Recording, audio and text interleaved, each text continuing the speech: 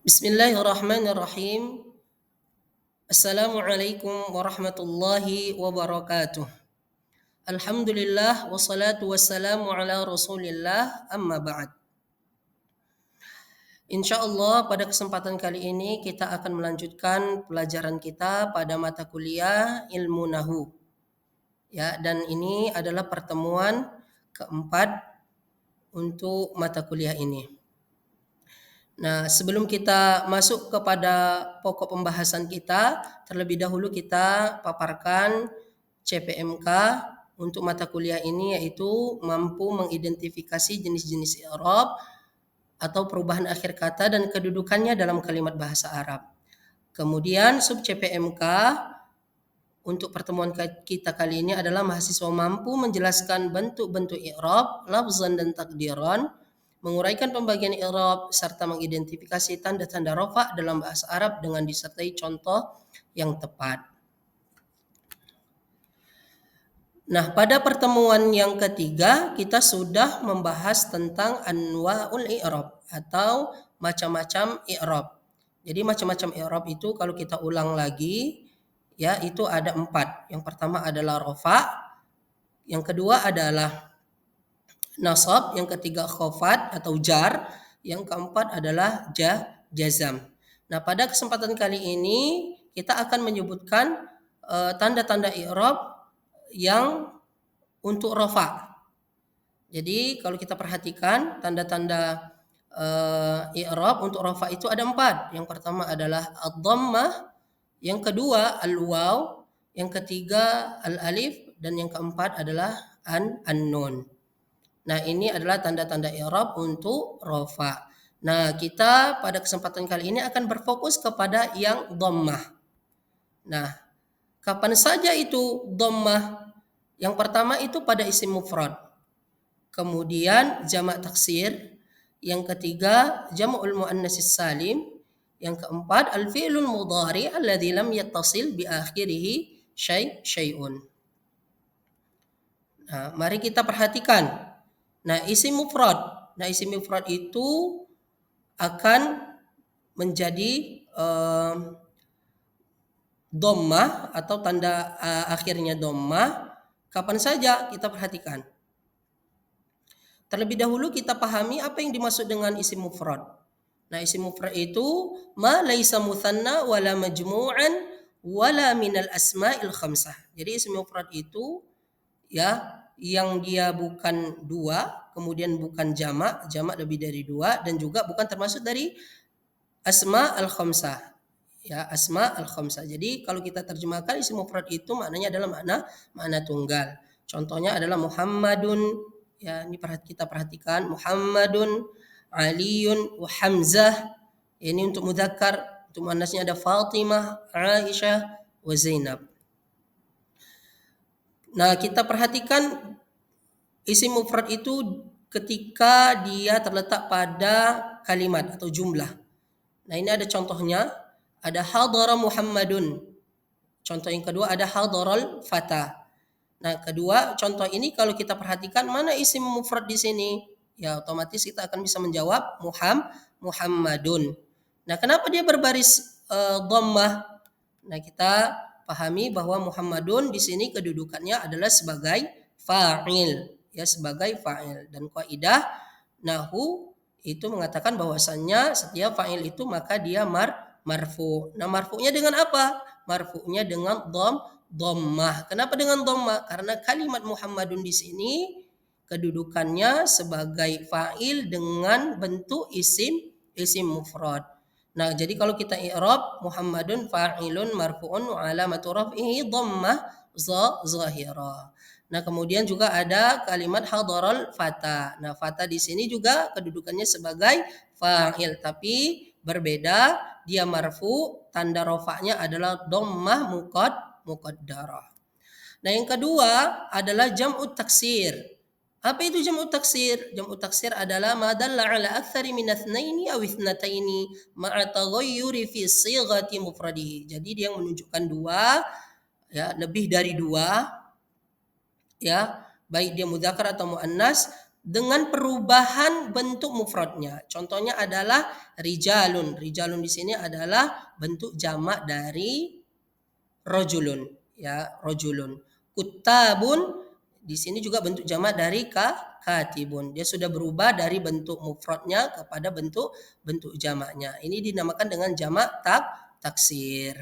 Nah, kalau kita perhatikan di contoh, ya, pada jumlah atau kalimat. Nah, di sini ada qamar rijal. Ya, qamar rijal. Kemudian hadarul jarha. Nah, kalau di kalimat qamar rijal, kalau kita perhatikan di sini ar-rijal. Nah, di sini bentuknya adalah bentuk jam'ut taksir. Nah, karena dia bentuk jam'ut taksir, ya, maka di sini kita bisa pastikan juga tanda baris akhir dari rijal ini adalah dhammah. Kenapa dhammah? Karena dia kedudukannya adalah sebagai fa'il. Nah, seperti yang kita katakan tadi bahwa fa'il itu marfu atau rofa, dan tanda rofanya adalah dhammah. Nah, jadi kalau kita i'rab di sini, ya, ar-rijal fa'ilun marfu'un wa alamatu raf'ihi dhammatun zahiratun fi akhirih. Oke, selanjutnya yang ketiga adalah jam'ul muannatsis salim. Apa itu jam'ul muannatsis salim? Jam'ul muannatsis salim itu ma dalla ala akthar min ithnataini ma'a ziyadati alif wa ta fi akhirih. Yang menunjukkan lebih dari dua, ya, tapi dia khusus untuk muannas atau perempuan. Jadi lebih dari dua dengan tambahan alif dan ta di akhirnya. Contohnya apa? Contohnya mukminat. Contohnya adalah mukminat. Mukminat di sini adalah jam'ul muannas salim dari kata mukminatun. Mukminatun. Ya, jadi ta marbutohnya diganti menjadi alif dan ta maftuhah. Nah, seperti itu. Oke, kalau kita perhatikan pada kalimat atau jumlah, nah ini ada di sini contohnya fahimatit talibatud darsa.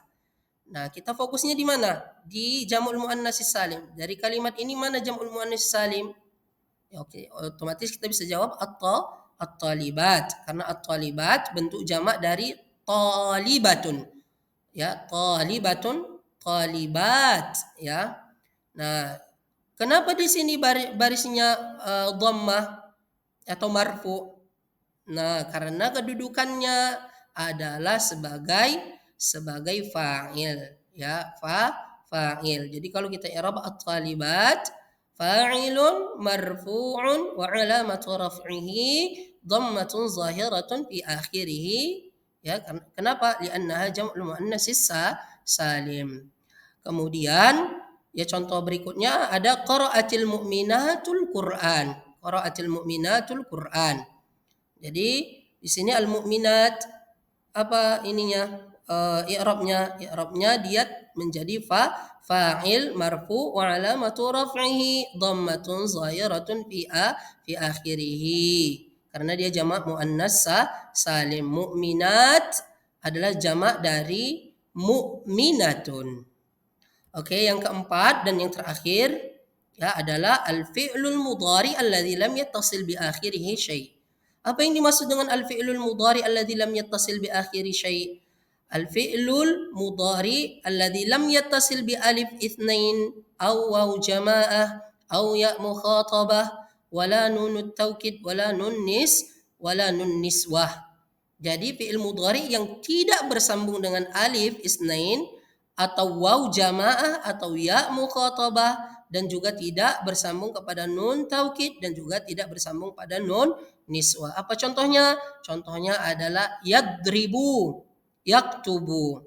Nah, yadribu, adakah di situ alif isnain? Tidak. Adakah di situ waw jamaah? Tidak. Apakah ada nun taukid dan nun niswah? Juga tidak. Maka ini termasuk fi'il mudhari yang harus berbaris marfu.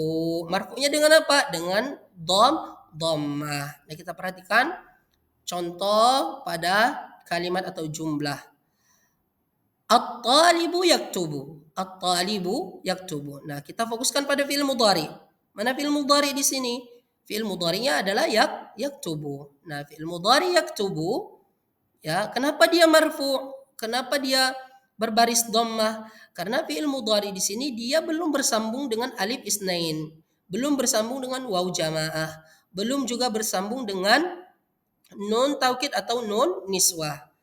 Maka kalau kita i'rab, yaktubu adalah fi'lul mudhari marfu'un wa alamatu raf'ihi dhammatun zahiratun. Ya, dia dhammah zahirah. Dan contoh selanjutnya adalah al-waladu yaqra'u. Nah, di sini fi'il yaqra'u itu sama seperti fi'il yaktubu tadi. Ya, dia dhammah, ya, dia marfu dan marfu'nya dengan dhammah. Nah, kesimpulan pada pertemuan kita kali ini adalah bahwa tempat-tempat untuk dhammah, ya, dhammah itu ada 4. Yang pertama tadi adalah ismul mufrad, yang kedua jam'u taksir, yang ketiga jam'ul muannas salim, dan yang keempat adalah al-fi'lul mudhari alladzi lam yattasil bi akhirih syai'. Jadi ini kalau dia dalam keadaan rafa', keempat ini jika dalam keadaan rafa', maka tanda rafa'nya adalah dhammah. Oke, mungkin ini saja pertemuan kita pada kesempatan kali ini. Ya, kami ucapkan syukran jazilan ala husni istima'ikum. Barakallahu fiikum. Assalamualaikum warahmatullahi wabarakatuh.